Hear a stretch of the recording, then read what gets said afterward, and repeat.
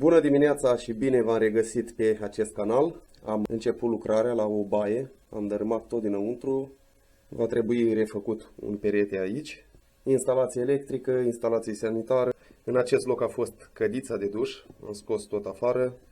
Cred că a fost o fosă septică în trecut, care o înfundăm. Eu o să-mi instalez camera, o să dau pe repede înainte. Și vedeți pas cu pas ce o să fac. Trebuiască să mă apuc să pun aceste cabluri sus, să le agăț pentru că stau în cale. Pentru iluminat avem o lampă, pentru că domnul electrician nu a vrut să ne pună un bec. Eu o să mă apuc să fac acest cadru.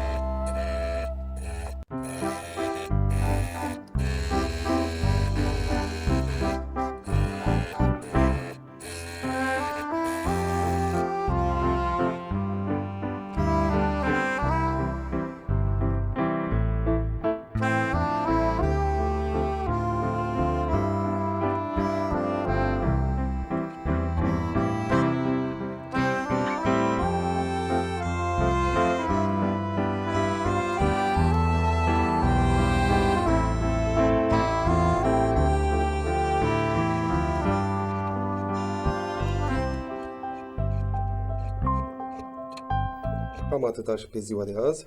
Mai avem puțin aici să terminăm sus de zidit. În partea asta este gata. Am început și la profile. În partea aia m-am oprit. Va trebui să dăm jos ușa. Pus bride. Și ne facem o listă cu materiale. Trebuie să mergem să mai cumpărăm ce mai avem nevoie.